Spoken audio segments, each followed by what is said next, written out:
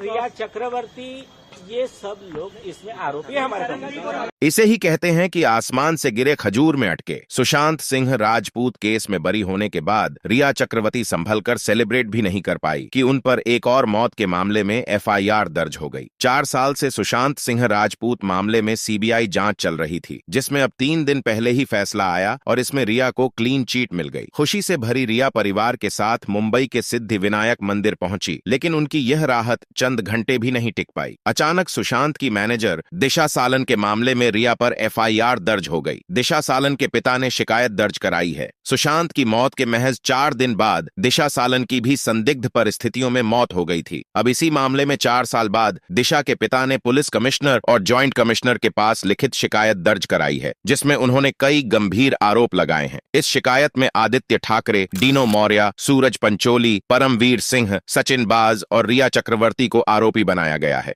हमारा जो एफआईआर का फॉर्मेलिटी होता है वो राइटिंग में कंप्लेंट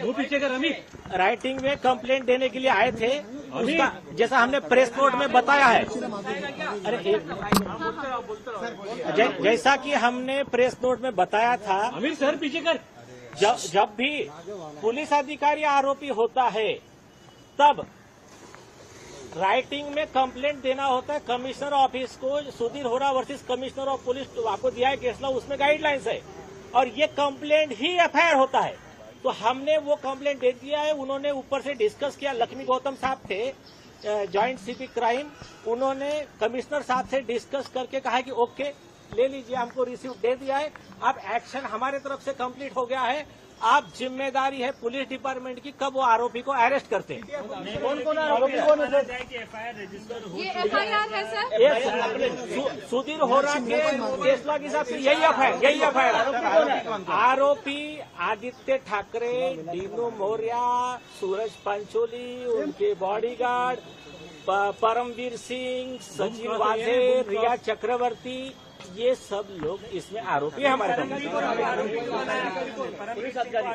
अमीर बूथ क्रॉस कर। परमवीर सिंह ये कॉन्स्पिरेसी में कवर अप के मेन मास्टरमाइंड में से एक थे। उन्होंने जिस समय ये आदित्य ठाकरे का नाम आया तो कवर अप के लिए उन्होंने प्रेस कॉन्फ्रेंस लिया और ये स्टोरी बताया कि सीसीटीवी हमने चेक कर लिया है, वहां पर आपके पास सबके पास अवेलेबल है उनकी प्रेस कॉन्फ्रेंस।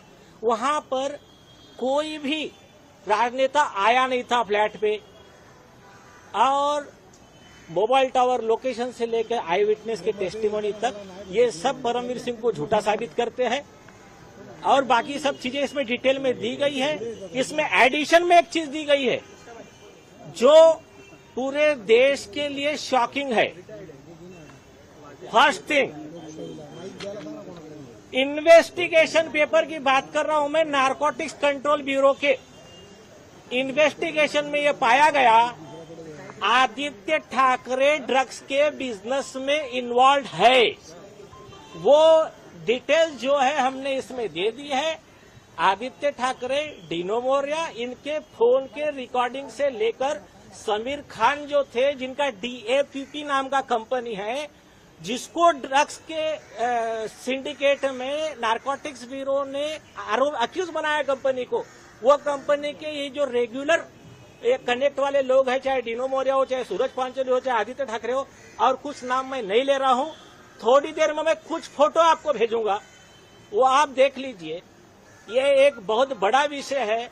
अभी इसका वो जवाब दे कि सरकार जवाब दे कि जब आदित्य ठाकरे का ड्रग्स के बिजनेस में इन्वॉल्वमेंट आया तो समीर वानखेड़े साहब हो या नारकोटिक्स के और अधिकारी हो, उनको आदित्य ठाकरे को अरेस्ट करने से या उस पर कार्रवाई करने से किसने रोका, उसमें क्या डील हुआ था, कितने करोड़ों का डील हुआ था, ये जवाब यहाँ